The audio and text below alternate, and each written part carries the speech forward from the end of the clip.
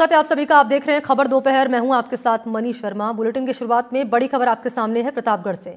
दबंगों से तंग आकर व्यापारी ने अपनी जान दे दी। दबंगों की प्रताड़ना से व्यापारी तंग था, जिसने मौत को गले लगा लिया घर पर फंदा लगाकर। अब पुलिस मामले की जांच कर रही है और प्रतापगढ़ में सुसाइड का एक हफ्ते के भीतर ये तीसरा केस सामने आया है। तो लगातार सुसाइड के मामले बढ़ रहे हैं और गौर करने वाली बात यह भी हो जाती है कि सुसाइड का ये पहला मामला नहीं है, बल्कि एक हफ्ते के भीतर तीसरा केस सामने आ चुका है। और बड़ी वजह यही है इस सुसाइड के पीछे की कि दबंगों से ये व्यापारी तंग था, जिसने प्रताड़ना से तंग आकर फंदा लगाकर घर पर जान अपनी दे दी। और अब मामले की जांच पुलिस कर रही है।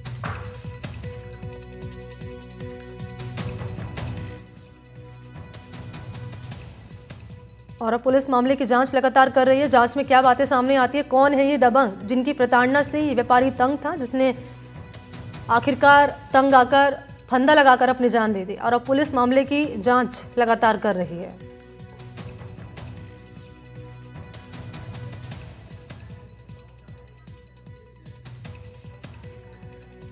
तो दबंगों से परेशान तंग आकर व्यापारी ने अपनी जान दे दी। पुलिस मामले की जांच लगातार कर रही है और जांच में क्या बातें सामने आती है ये डिटेल मैं आपके सामने रखूंगी जब सहयोगी हमारे साथ जुड़ेंगे। लेकिन ये बड़ी खबर है और बड़ी खबर इसलिए भी हो जाती है कि एक हफ्ते के भीतर ये तीसरा मामला जो सामने आया है सुसाइड का। और ज़रा जान लेते हैं कि लगातार जो मामले बढ़ रहे हैं इरफान सुसाइड के, एक हफ्ते के भीतर ये तीसरा मामला सामने आया है। पुलिस की कार्रवाई जारी है। क्या बातें सामने आ रही है कार्रवाई की? दबंग कौन है आखिरकार जो परेशान कर रहे थे इस व्यापारी को? जी बिल्कुल, जो मृतक है उसका नाम शांतिलाल है। वो घंटाली का निवासी है। प्रतापगढ़ जिले के घंटाली उपखंड पीपलखुट उपखंड में आता है घंटाली थाना। वहां का निवासी है व्यापारी। जब अपनी किराना की दुकान पर वो शाम को बैठा हुआ था, तो जो दबंग बताए जा रहे हैं वो निजी कंपनी के फाइनेंस कर्मी बताए जा रहे हैं।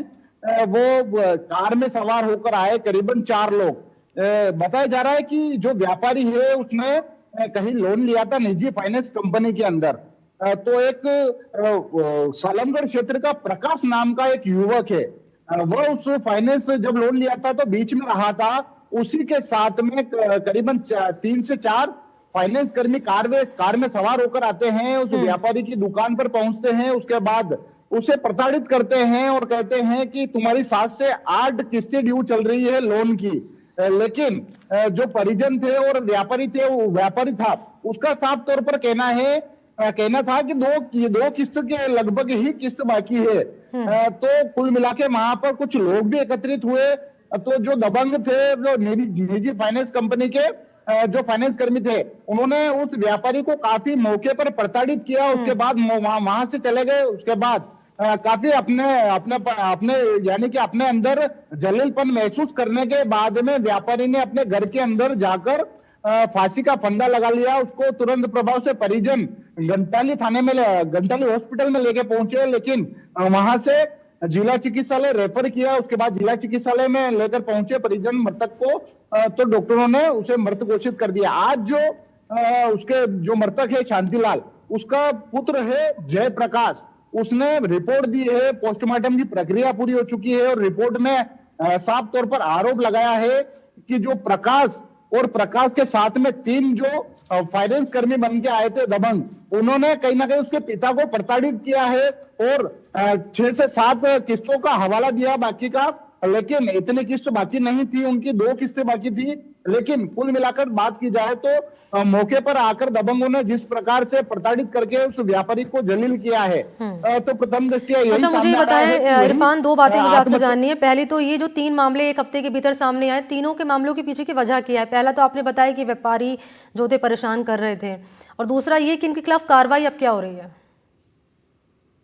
जी बिल्कुल, इससे पहले जो 2 दिन पूर्व मामला सामने आया था, एक होटल व्यवसायी था, उसने अपनी जान दे दी। ब्याजखोरों के लगातार उस पर प्रेशर आ रहा था, उस पर दबाव आ रहा था। तो व्यापारी के जो परिजन है, उनका भी कहना था कि उन्होंने जो पैसा था वो भर दिया था, लेकिन जो ब्याज माफिया है वो लगातार 10 से 20% ब्याज वसूल रहे थे। उसके कारण ही जो होटल व्यवसायी है उसने आत्महत्या कर दी। उसने एक वीडियो भी जारी किया था उससे पूर्व, मरने से पूर्व, जिसमें उसने 9 लोगों के वीडियो के अंदर नाम लिए थे कि 9 लोग उसे प्रताड़ित कर रहे हैं। उसके बाद पुलिस ने अब उस मृत्यु होने के बाद में जो जिन 9 लोगों का उसने वीडियो के अंदर होटल व्यवसायी व्यापारी ने नाम लिया था, उनके खिलाफ नामजद मुकदमा दर्ज किया है। कोतवाली थाना पुलिस भी मामले की जांच कर रही है।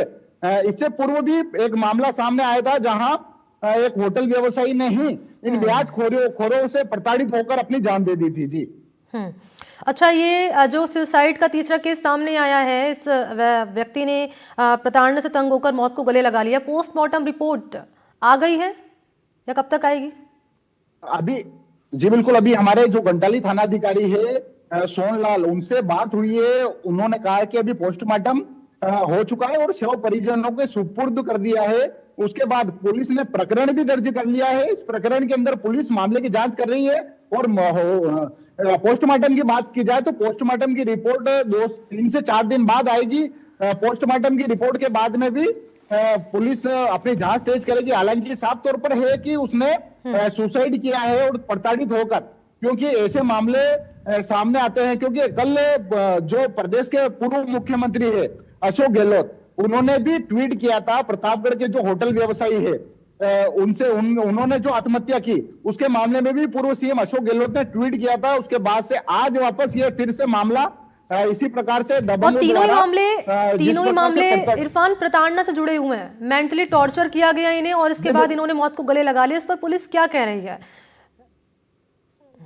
जी बिल्कुल, पुलिस ने मामला दर्ज किया है। पुलिस जांच कर रही है। सभी एंगल से पुलिस जांच कर रही है। पुलिस ने जो कल का जो अभी 2-3 दिन पूर्व जो होटल व्यवसायी ने जिस प्रकार से आत्महत्या की थी, उसमें उसने बकायदा वीडियो जारी किया था।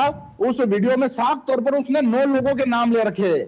उसके बाद में उसने सुसाइड किया। और आज जो जिस प्रकार से ये जो घंटाली का मामला सामने आया है, जो मृतक है शांतिलाल, उसके बेटे ने जय प्रकाश उसके पुत्र का नाम है, उसने आज रिपोर्ट दी है।